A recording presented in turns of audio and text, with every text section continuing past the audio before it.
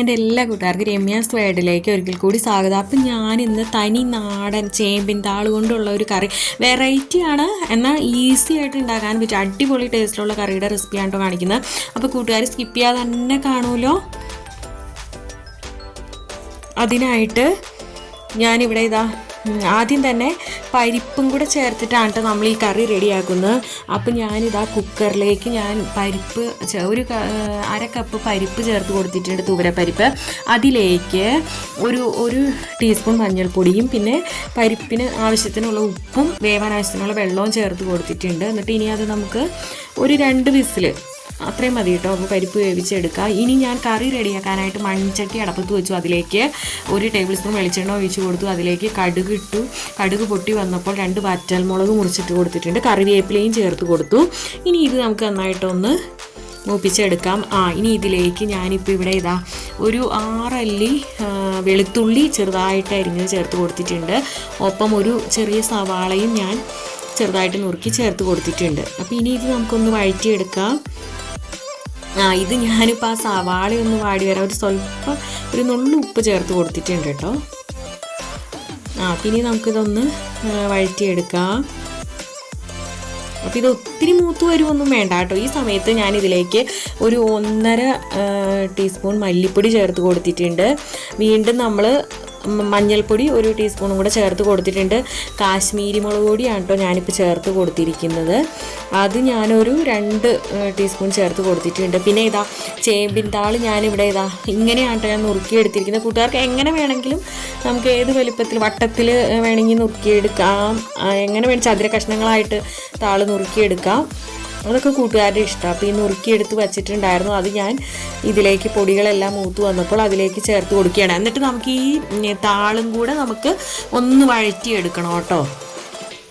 നമ്മുടെ ആ കടുക് താളിച്ച ഇതിലിട്ട് ഒന്ന് വഴറ്റിയെടുക്കണം. ഇതാണ് ഞാൻ പറഞ്ഞത് ഒരു വെറൈറ്റി രീതിക്കുന്ന. പിന്നെ ഞാൻ അപ്പോൾ പരിപ്പ് വെന്ത് വന്നിട്ടുണ്ട്.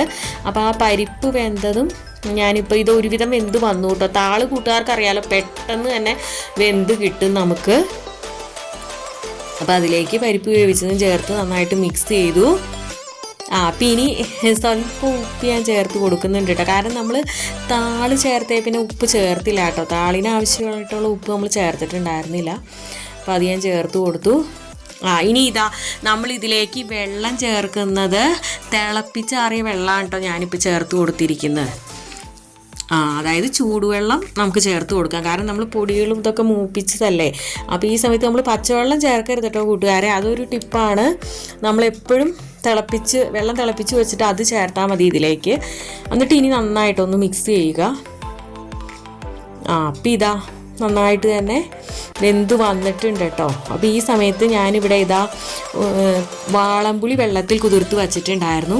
അപ്പോൾ നമ്മൾ എത്ര താളാണോ എടുക്കുന്നത് അതിനനുസരിച്ചിട്ടുള്ള പുളി കേട്ടോ. അപ്പോൾ അത് നമ്മൾ പിഴിഞ്ഞ് അരിച്ച് ആ പുളിവെള്ളവും കൂടെ ഞാൻ ഇതിലേക്ക് ചേർത്ത് കൊടുത്തിട്ടുണ്ട്. കണ്ടോ, ഇപ്പോൾ നന്നായിട്ട് വെന്ത് വന്നിട്ടുണ്ട് കേട്ടോ താള്. ഈ ഒരു പരുവം മതി കേട്ടോ കൂട്ടുകാരെ. അതാണ് നമ്മുടെ താള് കറിയുടെ ടേസ്റ്റ്. ഇനി ഇതിന് ടേസ്റ്റ് കൂട്ടാനുള്ള ഇനി ഒരു ടിപ്പും കൂടെ ഉണ്ട് കേട്ടോ. അതാണ്